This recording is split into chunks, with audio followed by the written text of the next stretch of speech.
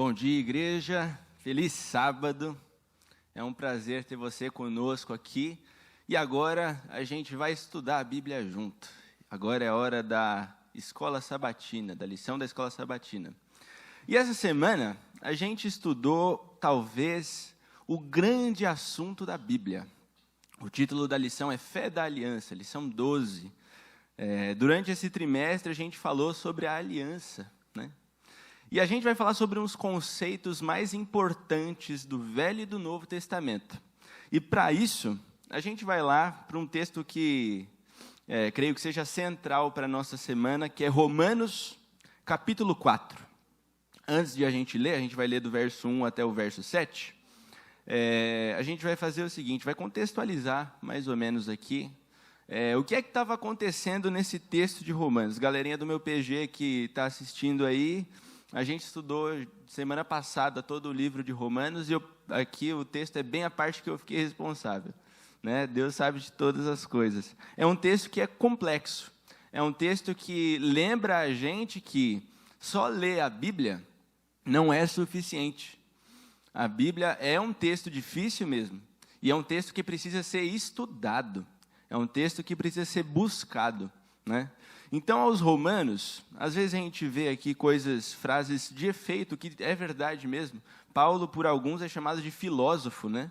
E são frases que a gente guarda no coração, são frases que a gente tem de cor, que a gente aprende lá no clube de desbravador, a decorar e tal. Mas o livro de Romanos tem grandes argumentos que defendiam a fé que os apóstolos ensinavam, que defendiam o que Jesus Cristo tinha vindo pregar. Então, nessa época aqui, o cristianismo, evidentemente, não era nada tradicional. Era uma coisa completamente, tirando o sentido político da palavra, revolucionário, né? O cristianismo era uma coisa de doido nessa época. As pessoas morriam porque eram cristãs nessa época, né? E aí o que acontece? Diferente do que a gente pode pensar, pode imaginar, Paulo ele ensinava para igrejas diferentes entre si. A gente não tinha um pensamento só, uma maneira litúrgica só, uma maneira de louvor só. Em cada cidade que a gente vê que Paulo escreve, né, as cartas que sobraram aqui, que se tornaram parte, 70% do nosso Novo Testamento, eram igrejas diferentes. Eram igrejas que tinham problemas diferentes e que tinham também costumes e doutrinas diferentes.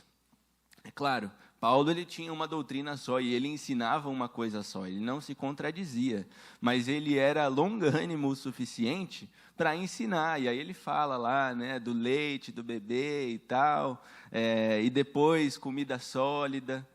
Ele estava ensinando essa galera aqui de Roma, que era a grande cidade da época, né, algumas coisas com as quais eles tinham dificuldades. E não por si mesmos, mas porque havia uma doutrina judaizante. Havia doutrina judaizante no seguinte sentido: o que eu faço pode me salvar. Jesus Cristo foi muito bom, mas o ministério dele só me mostra que eu preciso de mim mesmo para me salvar. Pura e escrachadamente, era esse o raciocínio dessa corrente, que dizia que era necessário a circuncisão. E é esse o símbolo que ele vai colocar aqui também no livro de Romanos. E, finalmente, então, vamos para a leitura. E ele retoma um personagem, do qual, quando a gente fala em fé, a gente lembra que é Abraão. Então, Romanos, capítulo 4, dos versos 1 ao 7, dizem o seguinte: Que, pois, diremos ter alcançado Abraão, nosso pai, segundo a carne? Ou seja, ele estava falando para judeus que moravam em Roma aqui, né? Ele estava se dirigindo aos judeus que habitavam Roma. Porque se Abraão foi justificado por obras, tem de que se gloriar, porém, não diante de Deus. Pois que diz a Escritura, Abraão creu em Deus, e isso lhe foi imputado para a justiça. Esse imputado aqui, assim como Paulo faz, e aí de novo reforço a ideia de que ele estava falando para a gente que conhecia as Escrituras. Aqui ele está retomando o texto de Gênesis 15. Né? E Paulo provavelmente tinha tudo isso de cor, ele conhecia o Velho Testamento de cabo a rabo, ele sabia tudo.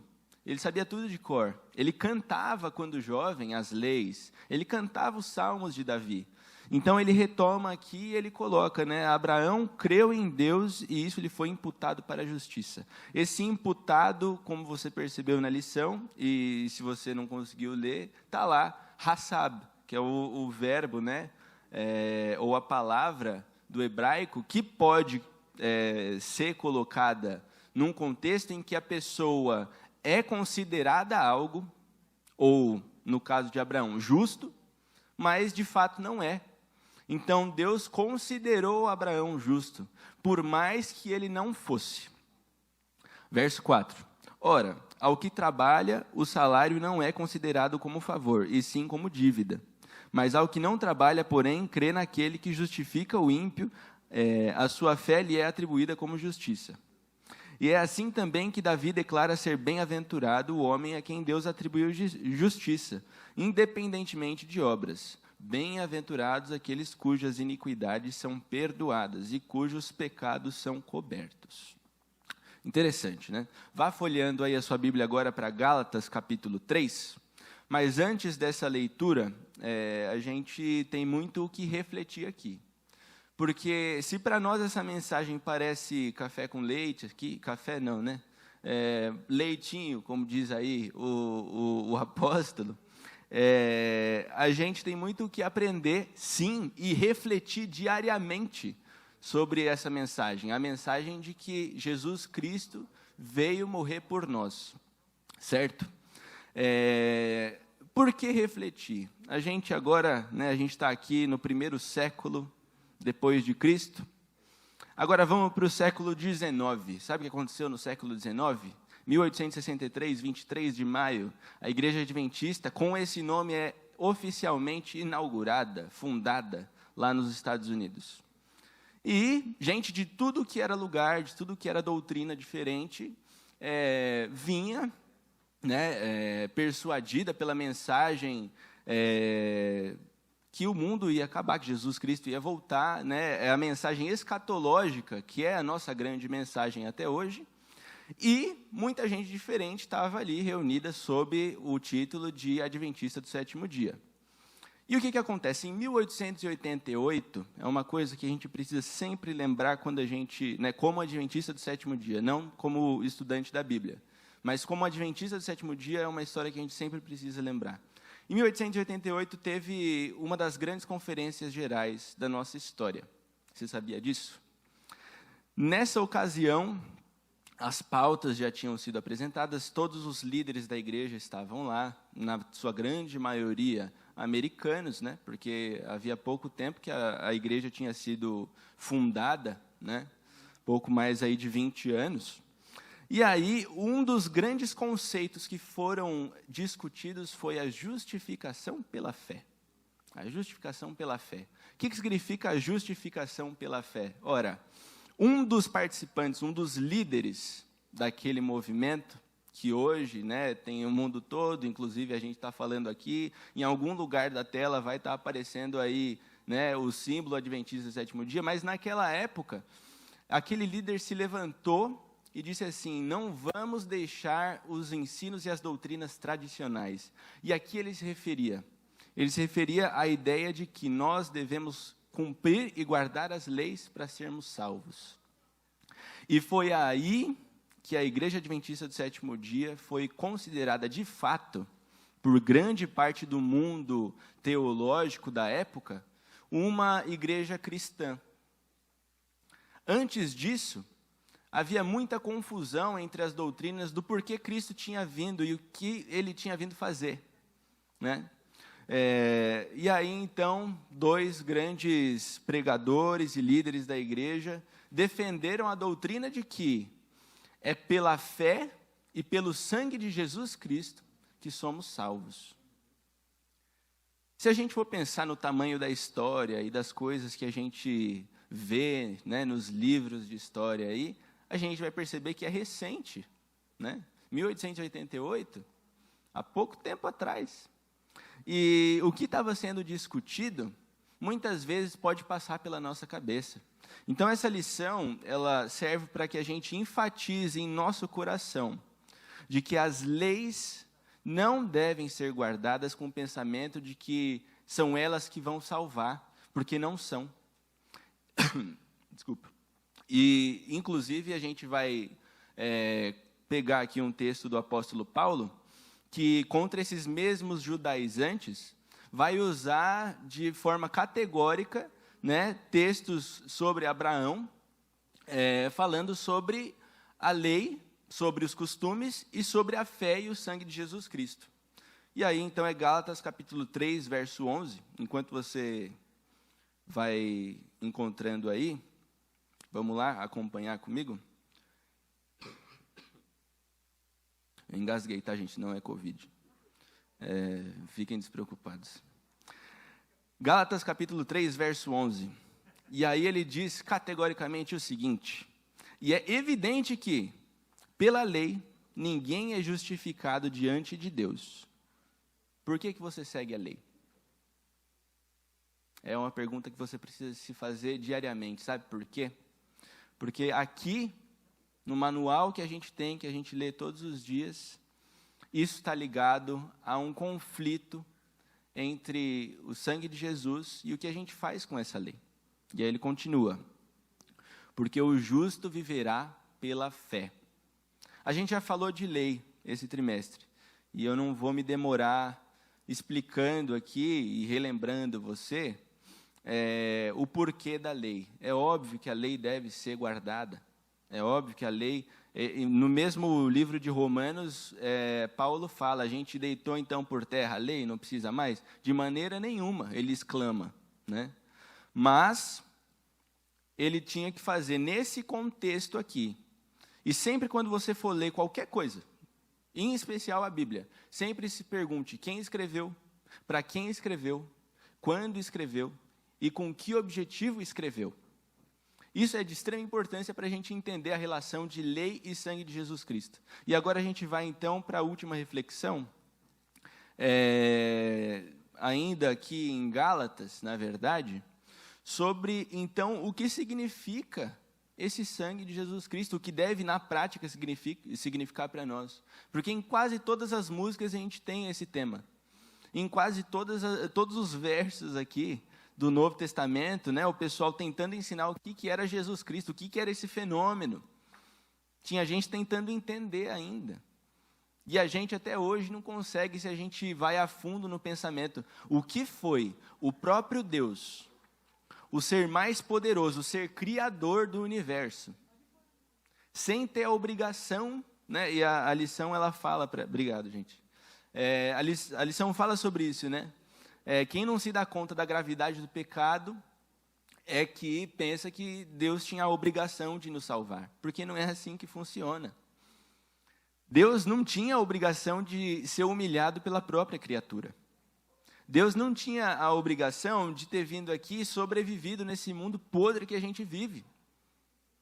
Ele não tinha obrigação nenhuma, ele já tinha feito tudo, né? A gente vê, por exemplo, quando o povo se arrepende em Israel, em vários episódios, eles se lembram, né? Neemias, por exemplo, no capítulo 10, no capítulo 9, quando, de novo, aparece essa palavra aliança, o povo vai lá e retoma a história. Bom, os nossos antepassados tinham a coluna de fogo e tal, e eles viram, mas aí continuavam erigindo bezerro de ouro. Aí depois os juízes, e o povo era rebelde e tal. E por que eles pedem? É interessante também esse capítulo, capítulo 9 de Neemias.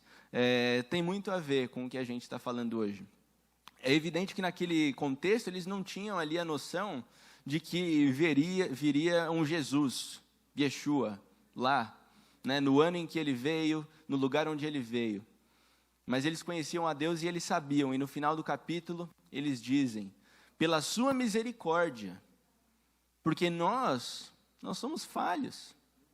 O cerne da questão, a coisa crucial para que você se considere cristão, a primeira coisa de todas, não é guardar o sábado, não é a lei, não é nada disso. É antes disso, você se reconhecer necessitado e pecador. Se reconhecer ruim e não melhor do que ninguém.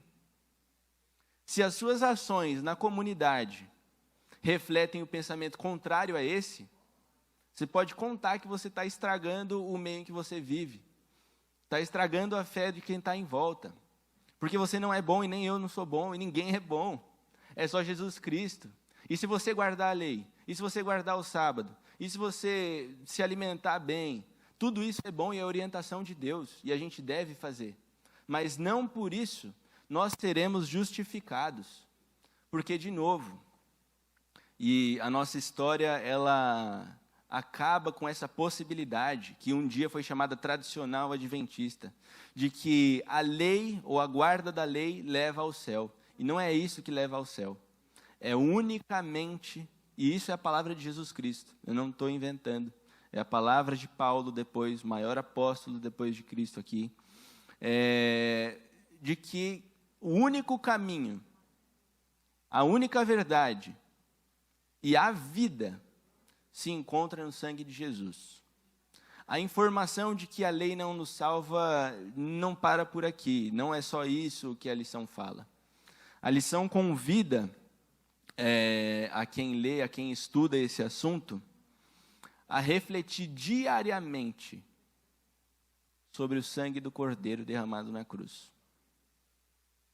É uma informação sobre a qual a gente precisa deitar toda a nossa rotina, colocar toda a nossa rotina em prol dessa informação, de que o Deus dos céus enviou seu filho, Jesus Cristo, o próprio Deus, para morrer por nós. Agora se pergunte, e eu me pergunto daqui, quais são os nossos compromissos? Quais são, sistematicamente ali com a nossa família, quais são as nossas leituras, as influências que a gente busca para o nosso cotidiano?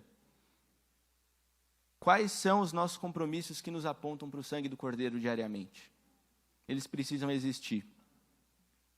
Como eu ouvi essa semana, estudando também Neemias, um livro muito interessante, nós somos seres litúrgicos. A gente precisa de algum momento, ou de alguns momentos físicos ali, não é só aceitar e acreditar na sua cabeça. Na verdade, é firmar compromissos, para que você se lembre, num horário específico, com pessoas específicas, de uma forma específica, ali na sua semana, que Jesus Cristo veio e morreu por você. Essa informação, ela está para ser digerida ainda. Se a gente pensa muito, a gente não consegue explicar, e foi difícil explicar, era esse o esforço de Paulo. É difícil explicar como o próprio Deus vem e morre. E é difícil explicar como a gente consegue a salvação e a vida eterna sem fazer nada, porque a gente quer fazer as coisas, a gente quer participar, isso está na nossa cabeça, está no nosso coração, mas se lembre, é a fé que justifica e não a lei. Esse é o verso áureo, inclusive, aqui, né? Eu vou reler. E é evidente que pela lei ninguém é justificado diante de Deus, porque o justo viverá pela fé. Que isso possa ecoar no seu dia a dia, que isso possa ecoar nos seus costumes, que isso possa ecoar na educação para os seus filhos, que isso possa ecoar na sua relação com a sua esposa, com seus amigos, com seu marido também. E é isso. Pesada a informação de hoje, né? Mas que a gente possa então refletir sobre o sangue do Cordeiro diariamente e entender que é pela fé que somos justificados. Vamos orar? Senhor Deus, nosso Pai, a gente te agradece por mais uma vez poder estar falando de algo tão especial, o maior presente que o universo já viu ser dado, o teu sangue, Pai. Que o Senhor possa abençoar as nossas famílias, abençoar os nossos compromissos, abençoar a teologia do nosso coração, para que ele entenda de uma vez por todas que é o teu sangue que nos salva, Pai, e não o que a gente faz ou deixa de fazer. Que o Senhor abençoe essa comunidade e que o sangue de Cristo seja derramado e perdoe todos os pecados mais uma vez Em nome de Jesus. Amém.